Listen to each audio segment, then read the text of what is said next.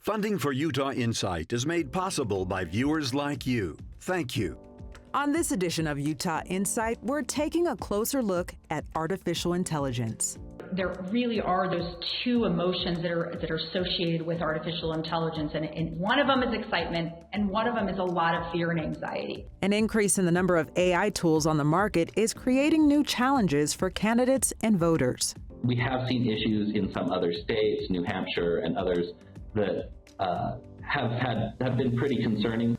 As these crimes mutate with technology, they may be easier to hide and cheaper to perpetrate, but they are still crimes. See what's being done to curb the proliferation of fake campaign messages, plus the tools you can use to detect fact from fiction.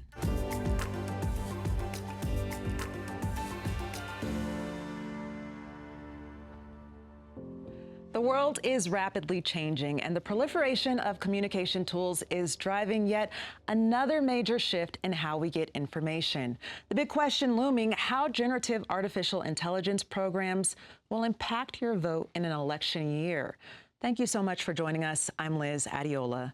It is a question that many people are asking these days. How can we trust that what we hear and see online and even on TV or on the phone is real? Searches for how do AI detection work, or how does AI detection work, morality of AI and artificial intelligence content detection have spiked in the U.S. on Google in the last month.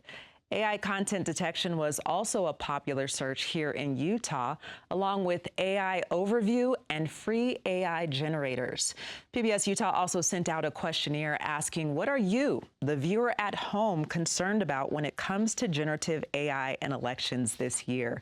And we're excited to share some of your responses and get answers from you. Joining us for this discussion, we have Dr. David Wingate, who is an associate professor at Brigham Young University, focusing on artificial intelligence and machine learning research. Avery Holton is the communication department chair, as well as a professor at the University of Utah.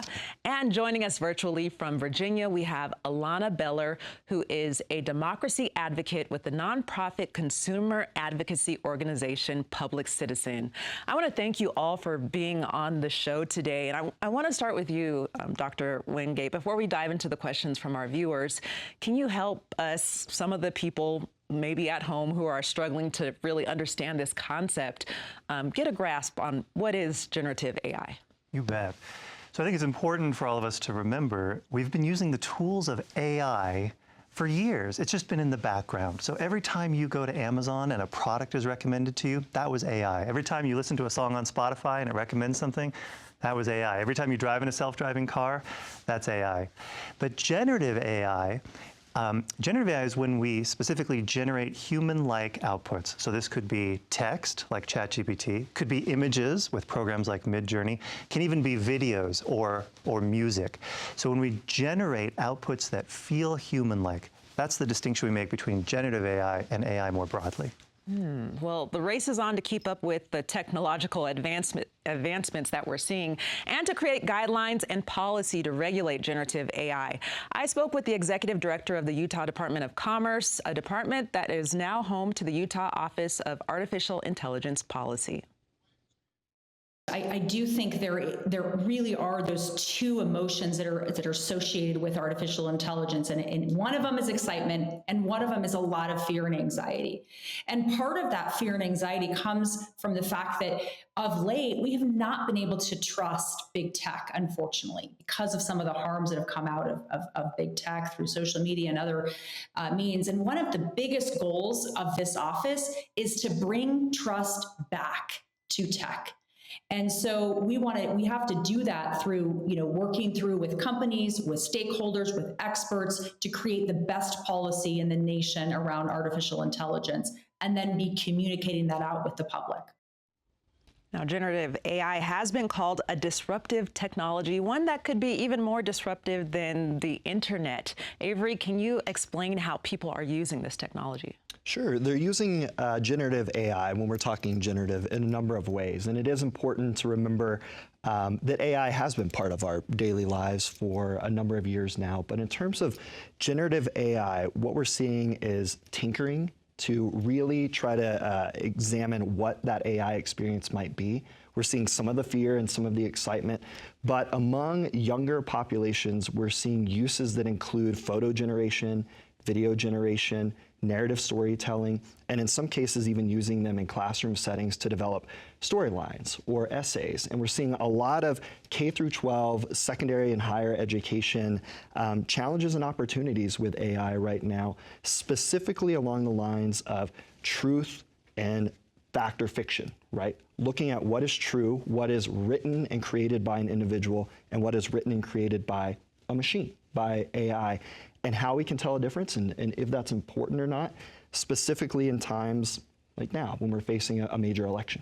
Yeah, and speaking of which, Alana, can you kind of set the stage of how we got here, especially after previous election cycles where people were concerned about misinformation? How has this set us up for the election cycle that we're in right now? Yeah, absolutely. So one of the biggest concerns in this upcoming election cycle is the potential use of AI to generate deepfakes, which are images, audio, videos that are fabricated. They're not true, but they give the viewer the impression that someone is doing or saying something they never actually did or said.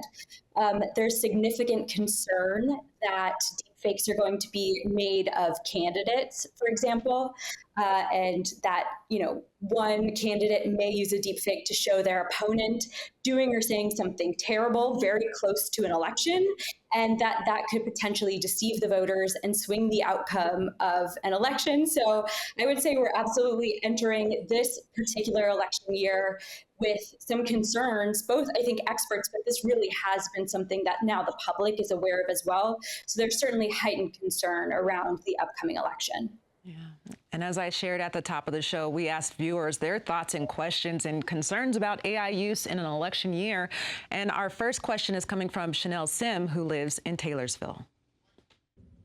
Politics are already fabricated enough, and we need politicians that we can trust. So if we're allowing politicians to use AI in order to create images for their campaign and speeches, which they put no effort into writing, have no emotional connection to, and are made simply to appeal to the masses, and even falsify their actual character, then why don't we just elect technology? Avery, what are your thoughts on that? Why don't we just elect technology if that's what is going to be used? It would be easy, right? Just turn it on, turn it off. I think in this case, this is something we've tackled at the University of Utah with the Responsible AI Initiative, specifically looking at ways to inform the public when AI is used, whether that's some sort of label or message to make it clear that AI was used and how it was used to create a video or an image. There's a big difference between creating an image that just shows a politician potentially smiling, one who normally doesn't smile, suddenly smiling, and then having a video of that politician or candidate giving a speech that is just false. Yeah, a big difference. And the next question that we have is from Jason R., who lives in South Salt Lake City. He says, I have great concerns with deepfakes being used in political campaigning. As we are seeing in India this week, to a lesser informed audience, these can appear realistic and extremely volatile to a fair and just democratic election. Alana, are you familiar with this? I believe it happened towards the end of April. Are you familiar with this case, and how likely is something like that likely to happen here in the U.S.? Yeah, so this has been happening not just in India. We've seen this in numerous other countries that have had major elections in the last half year. So Turkey, Argentina, the UK, and we're starting to see this in the US. I think someone mentioned the pretty well-known example of what happened in New Hampshire earlier this year, but we've seen quite a few more examples than that. And so I think it is very likely that this technology will continue to be used in the United States, and that this will only, unfortunately, increase as we approach this election. Dr. Wingate, I see you nodding. Do you have anything you'd like to add? So unfortunately, I think trying to detect what is true and false is a losing battle. I think it's just going to get harder and harder to figure out what's true and false. And so as I listen to this, I think, how do we react to this? And I think the biggest thing that we can all do is to not be part of the problem. So disinformation and misinformation spreads via social media, but it spreads because people share it. And I think, unfortunately, we all need to be a little bit more discerning. We all need to be a little bit more critical of what we see in our feeds and think twice before we hit that share or like button, because the algorithms see that and it spreads like wildfire. And so I think that we just all have to be more responsible in our media consumption and in our sharing. Well, you just killed my next question. I was going to ask if there were any tips on how to spot the fakes, because I remember in the beginning, you could tell there'd be like extra fingers and things like that, but it has advanced so rapidly. The history of generative AI is a history of relentless progress. You look where we were 10 years ago and it was laughable, but every year it gets a little bit better and a little bit better. And today we're generating images and videos that are essentially identical to real things. And I think if you just extrapolate a little bit, it becomes clear that it's just going to get better and better. I mean, it's hard to remember, but ChatGPT wasn't even a thing a year and a half ago. And so we'd imagine, where are you going to be in another year or 2 years or 5 years? It's unimaginable. So unfortunately, I think we have to attack the problem in different ways. Yeah. Well, as I mentioned earlier, the Utah Office of Artificial Intelligence Policy is now open. And I spoke to the new director who says stopping deepfakes and AI-generated content in political messaging is a huge priority this year. Zach, I'm excited to talk to you. First off, I want to congratulate you on your new role. It's been about a month since you've been in this position, right? Yes, that's right. What are your thoughts on what development and integration of AI technologies in Utah should look like? I mean, it's so multifaceted. We do have a real viable technology here for lots of different applications. Some things that come to mind to me as particularly important right now, I do think we can integrate this into the education space.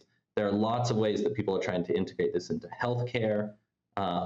Just inside of businesses, there are lots of ways to potentially streamline operations using this technology, and myriad other ways. I know you're pretty new in the position, but what are some of the challenges in balancing an environment that fosters innovation while also safeguarding public safety? Well, I think you highlighted the big concern that we're thinking about every day, right? On the one hand, we in Utah pride ourselves on having a light touch on regulation. We do want to, let people go around their lives, preserve people's liberties. On the other hand, these technologies can potentially cause harm to the everyday person if there's not an adequate regulation, right? So we're thinking hard about what are the right guardrails to integrate these technologies into healthcare, for instance, where they're shown to be, helpful in certain applications, but we certainly don't want people getting bad health advice that they shouldn't trust, but do in fact trust. So yeah, I mean, it's just a balancing act. We're trying to keep people safe while making sure we don't slow down Utah's progress into the future.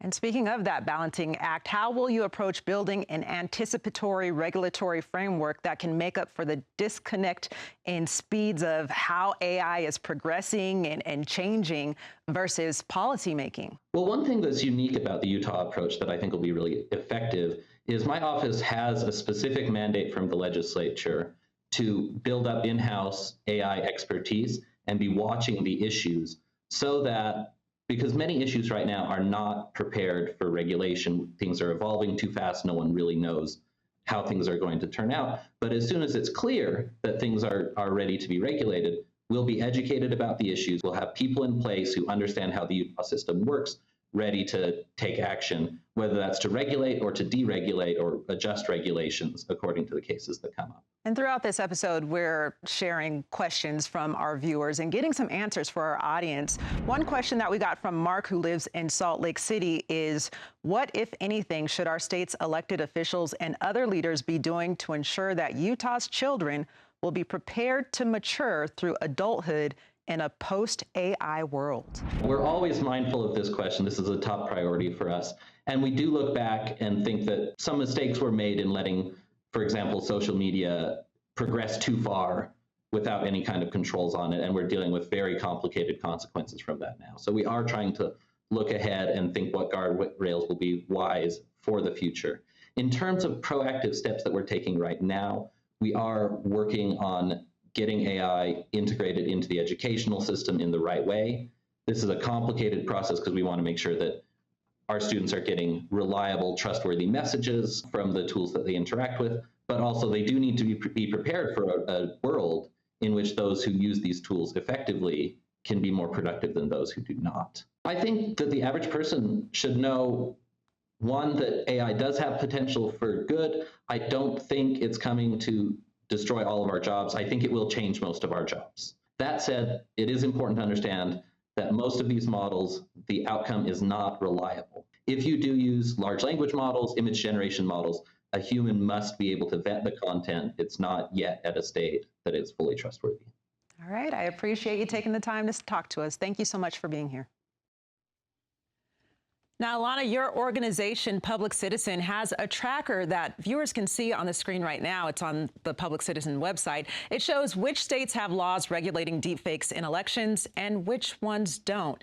More than half of the states on that map do not have any regulation yet, and we're already in campaign season for elections. What are some of the challenges that you face in getting this kind of legislation passed? You know, this legislation has pretty broad support, which is great. It has support from Democrats and Republicans alike. So that is rare in this country, and that is exciting.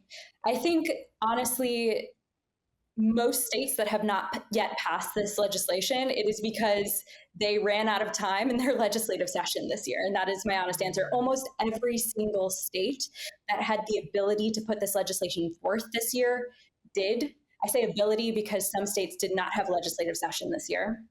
And it passed in a good number of states, but the reality of legislative session is it goes quickly and there's not always time to get everything done. And so for the most part, we were seeing this, sometimes fall off just because they ran out of time. And you'd think that maybe there could be pushback from some of the big tech companies. And while they often pushed for changes, they were generally in support of this legislation. So there really wasn't opposition to this legislation. It was just a logistical thing in states that didn't get this in place in time. All right. Well, the Election Threats Task Force met last month to discuss the use of AI in politics. A Trend Deputy Attorney Lisa Monaco says is disturbing. These advanced tools are providing new avenues for bad actors to hide their identities and obscure sources of violent threats. They're providing new avenues to misinform and threaten voters through deepfakes, spreading altered video or cloned audio, impersonating trusted voices. And they're providing new avenues to recruit and radicalize with incendiary social media content that accelerates online hate and harassment.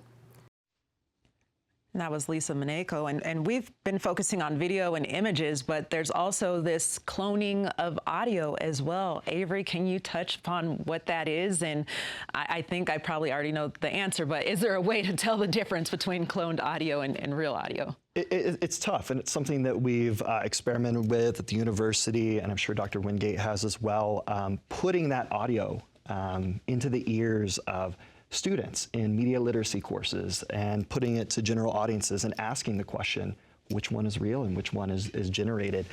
It's very difficult to detect. And the things that we can do to try and detect that is, one, use a little bit of our intuition, that human element, to understand maybe where this call is coming from, if we're talking about robocalls, or to try and understand what the message that we're receiving is, and to double check that, right? We can think of this as sort of something in its infancy stage.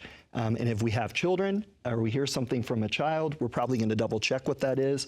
Right now, we're in that spot where all of the information that we get because of ChatGPT and generative AI, we need to be double checking it. And that isn't to say we can't trust one another, but we can develop new ways of having trust. Yeah, and it sounds like it's doing a little bit more work and no longer being able to take things at face value. Is there something you'd like to add to that as well? Yes, so there's a researcher, Kate Crawford, and she said something I think is interesting. Avery earlier talked about the link between transparency and trust. I think it's critical for all of us to be as transparent as we can about our use of AI. She said one of the greatest concerns she had was not that people would start believing false messages, but that they would stop believing true ones. And for me, I felt like I hope that what doesn't happen is we all become incredibly skeptical of everything. I hope that we can somehow maintain some level of trust, but I think it goes back to making human connections, making connections in person, talking with a real person face to face. I hope that we can still cultivate trust, even though we have to heighten our skepticism a little bit. I have that hope as well. Now, Dave Marquardt is a Salt Lake City resident who is concerned about the micro-targeting of misinformation ads on social media. Here's his question. My question is, if a ban on TikTok is not implemented by November, how much of an effect do you expect AI political ads on that platform will exert in key battleground states? Thank you. Alana, you may be the best one to respond to that question, not only in talking about how this, the relationship to social media is impacted, but also just in how this impacts vulnerable populations as well. Yeah, it's a great question. I mean, I think that there is absolutely concern, like I said before, that this threat will only increase. And it absolutely, just like any other issue that we face, disproportionately affects groups of people that are, more impacted by things in general. And so, for example, young people, people who may not have English as their first language, these folks, people know are going to be more vulnerable to this kind of attack, and they will prey on that, just like in any other situation. So I hate to be kind of like talking about all these negative talking points, but the honest answer is yes, it's going to disproportionately affect certain groups of people, and the threat is going to increase as we approach the election because, we're going to be talking about the election more. It's going to be more in the ethos, and so it's just going to be there. Well, our final viewer question comes from a recent Cottonwood High School graduate. Hi, my name is Katie Neal, and what concerns me is AI creating false videos and statements during the election process. Are there any resources out there to help educate people in media literacy? All right, and starting with Alana, here's your chance to spread some positivity. I'd like you to take the time out, each of you to take the time out, just to share what people can do to feel empowered during this new age of communication. Yay, I love the opportunity to be positive. So I think, as you mentioned, there are a number of states that don't yet have laws in place regulating deepfakes in election communications. However, 20 already do, and 15 of those states passed laws this year. That is very rare that we see the state legislative process working that quickly. Utah is one of those states, which is fantastic. And almost all of these laws require that deepfakes that are used in an election campaign be labeled. And so folks are going to be able to actually see on a screen or hear on a radio ad when something is a deepfake, which will allow them to be conscious of it and to, address that in their awareness. And so there are people putting in place, they're starting to put in place, policy solutions that will allow people to be educated and aware. And I think we just need to see more of that. I really do want to use this platform to call on state legislators to continue this really important work of making sure that people are given the tools and the awareness so that they can then, make accurate decisions about what they're seeing. So that would be my positive piece for today. And it was great. And Avery, what are your thoughts on what people can do to feel empowered during this time? Yeah, I love that, and I love the opportunity that AI presents us, right? There are a number of platforms, Apple in the past week being one of those, whether you're an Apple user or not, trying to make AI more friendly and more usable, but really trying to get people more engaged. And I would encourage anyone to engage with AI, whether knowingly or hopping on a platform and trying to see what might be there. Be in those spaces as you formulate these opinions so that you can improve your own AI literacy and that you can improve that of those around you. I think so many people stay away because they're like, I don't want to train it to take my job, but that's not the way to go, right?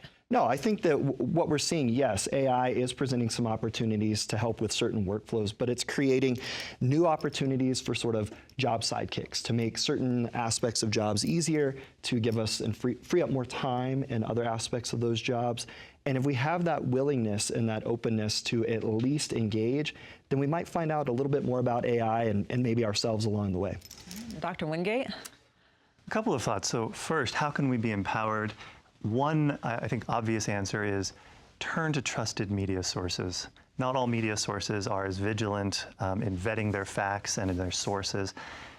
If we can, I think, find voices that you trust and stick to them that are reputable, I think that's a great way to make sure that the information you're getting is accurate. The second is to make yourself aware of the tools that are available. So there are fact-checking sites and things like that that you can use and you can tap into to help know if something is true or not. The third is, I think, what Avery said, which is to be a little bit aware of yourself. Probably, if some snippet of media comes out that confirms everything you ever believed about the out group, it might just be too good to be true. And so just being a little bit more self-aware of like who made this and what might their incentives be. And if it says, if it confirms everything I ever believed about those evil Republicans or those evil Democrats, maybe it's not true. All right, some great tips. Thank you all for helping us understand this a little bit more, and thank you for joining this show. Next week on Utah Insight, we are talking about transgender rights and resources. The question of the week, how can we unite as a community to support the rights of all Utahns? We want to hear your ideas. You can send us an email, respond on social media, or give us a call, and you just might hear or see your question or opinion shared on the show.